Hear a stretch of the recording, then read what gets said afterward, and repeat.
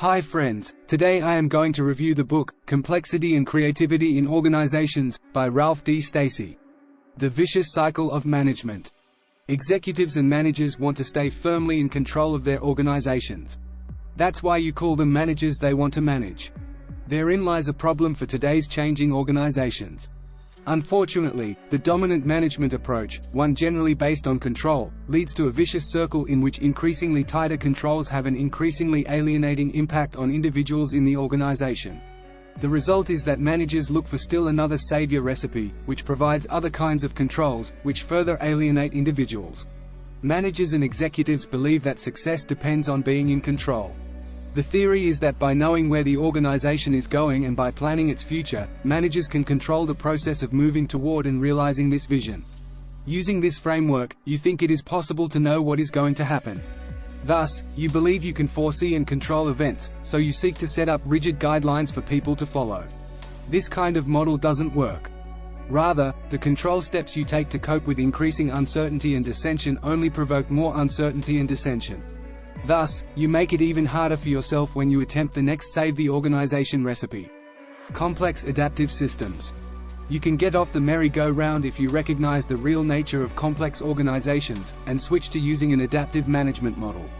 The science of complexity studies the way nonlinear feedback networks and complex adaptive networks work. Your organization is such a network. Contrary to some of our most deep-seated beliefs, mess is the material from which life and creativity are built. A complex adaptive system consists of parts that interact with each other according to a set of rules. A change in behavior in any part will affect the behavior of other parts, a phenomenon that creates a learning system.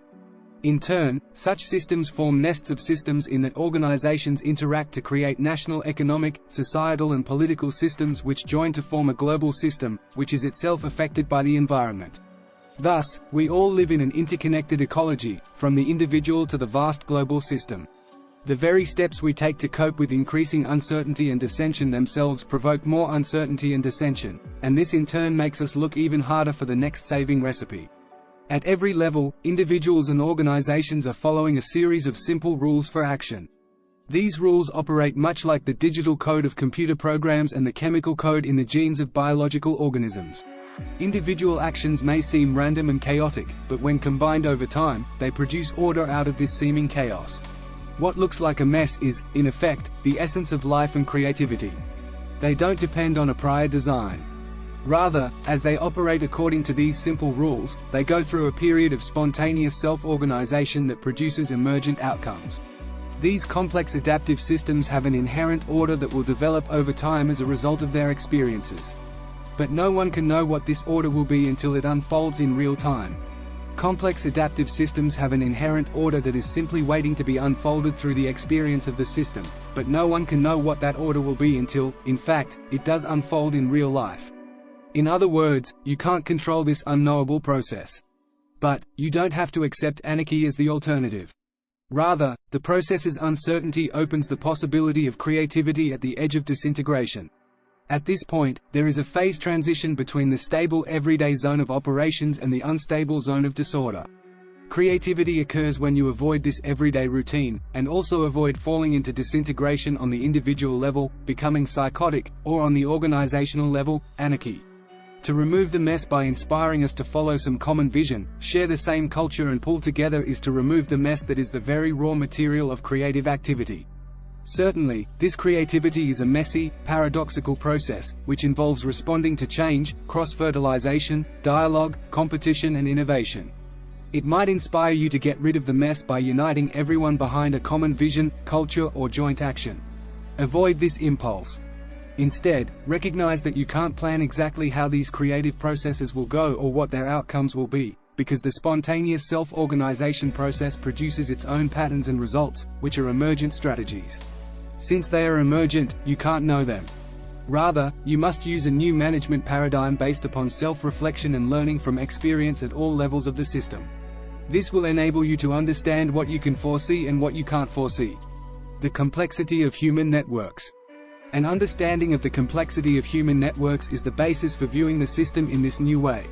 In such networks, many agents interact to produce adaptive survival strategies for themselves and, therefore, for the system or the parts of it to which they belong. These systems interact to create a supra-system in which the agents and systems co-evolve. Uncertainty and disagreement about roles, purposes, tasks and outcomes are rising to a critical level that significantly reduces our ability to foresee and therefore stay in control. Human relationships in organizational systems operate in much the same way, since every human organization is a network of individual agents who interact with each other and with the agents of other organizations. The two basic types of interactions or links between people are 1. The legitimate network, which corresponds to the notion of formal networks described in earlier sociological writings, and 2. The shadow network, which corresponds to the notion of informal networks. Such spontaneous self-organization produces emergent strategies, that is, the interaction itself creates patterns that no agent individually intends or can foresee. The legitimate network is the organization's formal, intentional structure, created by its most powerful members or otherwise established by well-understood principles. It is designed to create a predictable, regular, system-wide pattern of behavior that carries out the organization's primary tasks. But, since these shared rules are not always followed, a shadow network also exists. This is the spontaneous, informally created network of links developed by individual agents among themselves. While small groups share some of these rules, other rules are specific to individuals, so they may or may not follow the group rules. Over time, the organization develops as a result of the feedback processes that occur among individual agents. These agents respond through three processes. 1. In discovery, they gather information and make sense of the rules of the organization. 2. In choice, they decide what to discover, how to make sense of it, and what action to take. 3. In action, they take actions based on the choices they made. In the process, those involved are affected by various factors, including emotion, power relationships, strategic thinking based on self-interest and other factors. These actions, in turn, affect other agents, so they respond, and their response then influences the actions of the first actor. There is a continual feedback loop based on discovery, choice and action, which provides the basis for a co-evolutionary feedback process that leads to learning and change. At every level, from the individual to the organization, co-evolving parts and individuals co-construct their individual selves and the organization as a whole over time. The chaos state. Since individual agents have their own unique way of responding to this feedback process, individuals and organizations adapt over time. Thus, rather than thinking of feedback networks as deterministic, regard them as adaptive. A deterministic network occurs when a few rules are fixed over time, much like a pendulum swings back and forth, or a population of ants depends on the number of ants that are born and die and the food constraints on growth. These deterministic feedback systems are most suited to a stable equilibrium or environment. Negative feedback processes reduce any disturbances that might create change. At each level, the whole constitutes a networked feedback system of co-evolving parts, or agents. This whole is in turn a component of, or agent in, a co-evolving whole. Thus, an agent at one level is a system one level below. However, as networks become more complicated, at some point, the system is drawn to a state that exists between stability and instability. This state might be considered a strange attractor, which has come to be called chaos. Under such circumstances, the outcome becomes indeterminate, although the behavior in the system might be patterned. This patterning is the basis of a dissipative structure in which, despite some kind of underlying structure, a new structure emerges. Essentially, this emergence occurs because as negative and positive feedback occurs, the system moves back and forth and may eventually come to generate a new order through a process of self-organization.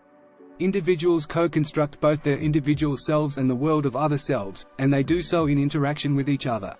Just as these processes operate in the chemical, physical and biological worlds, so they operate in organizations as well. Thus, as much as you might like an organizational system to be subject to controls, the controls won't work because human systems are not deterministic. They are adaptive, self-organizing, learning systems that exist at the edge of chaos. Applying the theory. In an adaptive system, all agents or individuals adapt their behavior in light of its consequences for their purpose.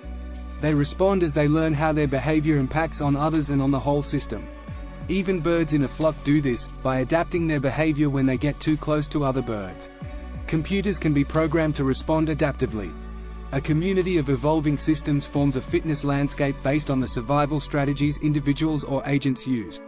Ironically, steady, smooth evolution will typically get you stuck on the first peak, since any smooth, small step from a peak only leads downhill, reducing fitness. So if you just try to climb incrementally, you will stay on the first peak. By contrast, to get to the highest peak, you need to accept a decline in fitness and efficiency before you seek to improve again. Likewise, for superior organizational improvement, you need to go through a period of discovery and exploration before moving up and ahead. The new discovery is that past some critical point in the level of the control parameter, the system is attracted to, or caught up in, a paradoxical attractor that is both stable and unstable at the same time, an attractor lying in the borders between stability and instability. This strange attractor is now called chaos. Given these principles of complexity, adaptive systems and feedback, you need to provide space for novelty or creativity in your own organization. This space is located just at the edge of system disintegration, so you need to be open to creating this kind of system. As uncertain and unpredictable as this may seem, it is effective, since the human brain and mind are complex adaptive networks, as are human groups, organizations and societies. An individual's fitness landscape depends on how he or she behaves with others in the group.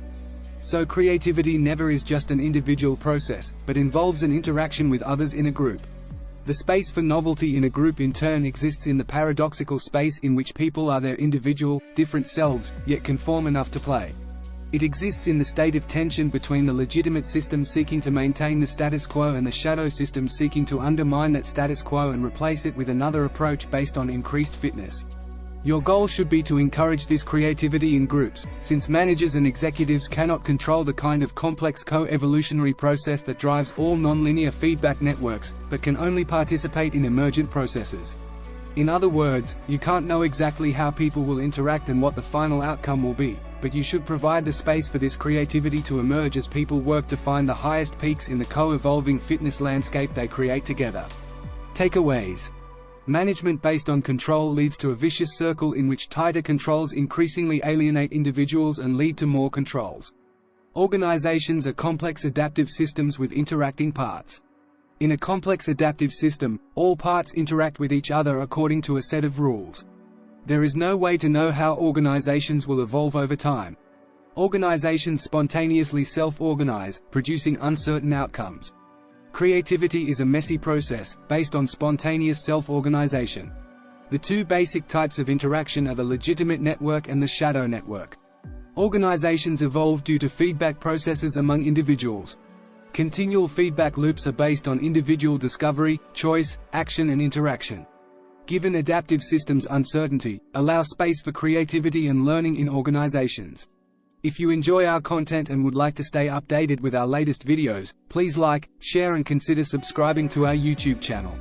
Your support means a lot to us. Thank you so much for watching.